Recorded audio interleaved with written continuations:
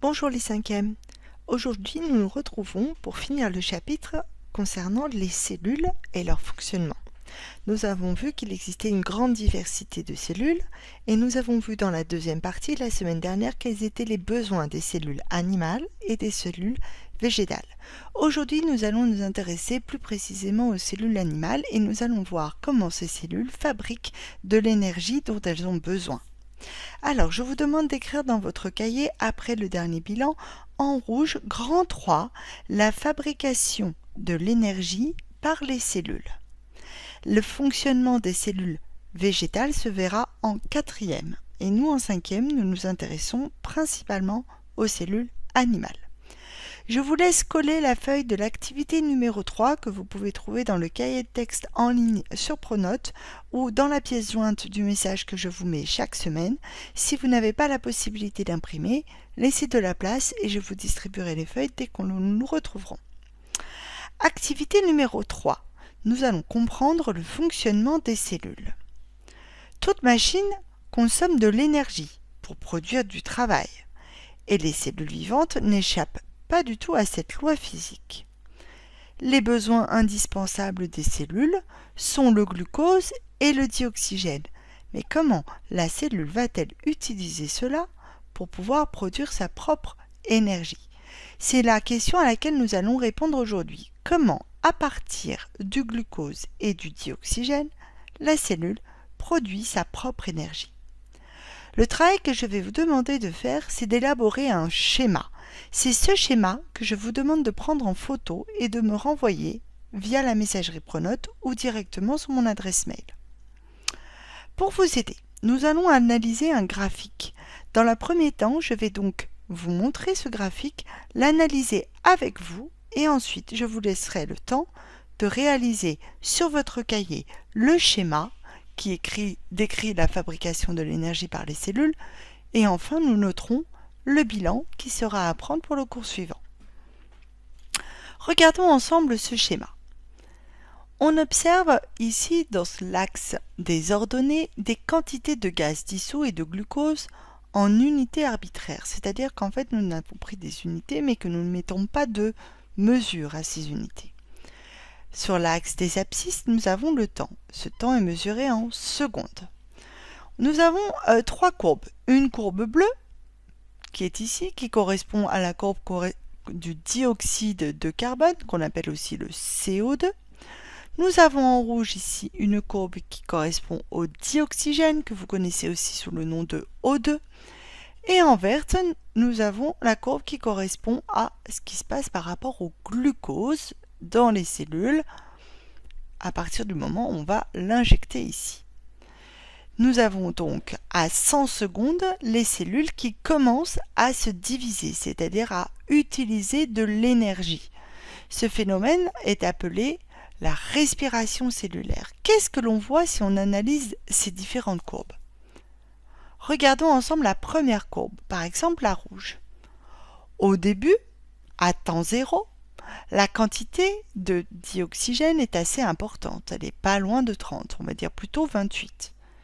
Et puis au bout de 100 secondes, que se passe-t-il? La quantité de dioxygène diminue, c'est-à-dire qu'en fait les valeurs deviennent de plus en plus petites, jusqu'à atteindre au bout de 600 secondes, si je regarde sur l'axe ici des ordonnées, je suis plutôt autour de 2 par exemple, en unité arbitraire.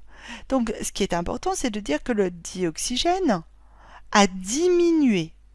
Mais ça veut dire qu'il est passé où en fait? Est-ce qu'il a disparu? Non, la cellule l'a absorbé, elle l'a consommé, elle l'a utilisé et elle l'a potentiellement transformé en autre chose. Regardons cette fois-ci la quantité de glucose. La quantité de glucose n'est pas injectée dès le début, mais elle est injectée qu'à partir de 100 secondes. Et tout de suite, dès son injection, on observe que cette quantité va diminuer très rapidement. Diminuer, puis de nouveau, au temps 600 secondes, la quantité de glucose est cette fois-ci plutôt égale à 1. Là aussi, le glucose n'a pas disparu. Là aussi, le glucose n'a pas été parti ailleurs, il a été absorbé, il a été consommé par la cellule. Donc si je résume par rapport à ces deux premières courbes, je peux dire que le glucose et le dioxygène ont tous les deux été consommés, absorbés par la cellule. Qu'en est-il du dioxyde de carbone? À l'inverse, le dioxyde de carbone, au départ, nous avons plutôt entre 4 et 5 à peu près. Et puis, au cours du temps, qu'est-ce que l'on remarque? Que la quantité de dioxyde de carbone, de CO2, elle, au contraire, elle augmente. Mais ça veut dire que au départ, on n'en avait pas beaucoup. À la fin, on en a beaucoup plus. Est-ce qu'il est apparu comme par magie dans la cellule? Pas du tout. C'est la cellule qui l'a fabriqué, qui l'a produit. Donc à l'inverse du dioxygène et du glucose, le dioxyde de carbone va être produit, fabriqué par la cellule. Réalise une analyse du graphique. Il faudra être vigilant de bien analyser l'évolution de chaque grandeur séparément. Voici la correction qui va vous aider pour pouvoir réaliser ensuite le schéma. Attention, c'est le schéma que j'attends en photo, pas l'analyse du graphique. Mais je vous donne l'analyse du graphique pour vous aider à réaliser ce schéma. À partir du graphique suivant, je constate qu'après injection de glucose, la quantité de glucose, la courbe verte, diminue au cours du temps. On a vu qu'elle passait de 28 à 1 en 500 secondes. 500 secondes, pourquoi? Puisqu'on part de 100 et on arrive à 600 secondes. J'en conclus que la cellule absorbe le glucose. Attention, il y a une faute de frappe, c'est pas la glucose, mais le glucose. Après injection du glucose, la quantité de dioxygène, donc O2, qui cette fois-ci correspond à la courbe rouge, elle diminue elle aussi. Elle passe aussi de 28 à cette fois-ci 2, toujours pareil, à peu près en 500 secondes. J'en conclus, là encore, que le dioxygène n'a pas disparu, mais a été absorbé, consommé, gardé, si vous voulez, par la cellule. Et jusqu'au bout de Et j'observe enfin qu'au bout de 250 secondes, la quantité de dioxyde de carbone, donc la courbe bleue cette fois-ci, elle augmente. Elle passe de 4 jusqu'à 28 en 350 secondes.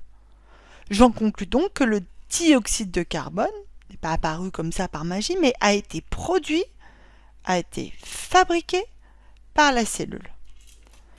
Ce phénomène que l'on observe, la consommation de glucose, la consommation de dioxygène et la production, la fabrication de dioxyde de carbone, ça s'appelle la respiration cellulaire.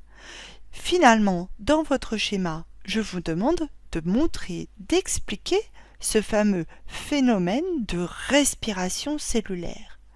À vous d'imaginer une cellule et d'expliquer comment la cellule fabrique son énergie, comment elle réalise cette respiration cellulaire qui va être à l'origine de l'énergie dont elle a besoin pour fonctionner.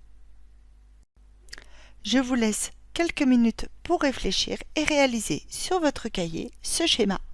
N'oubliez pas, c'est ce schéma que j'attends en photo directement à me rendre, soit par la messagerie Pronote, enfin sur la possibilité de déposer son travail dans Pronote, soit directement sur ma messagerie à mon adresse mail que je vous ai communiquée.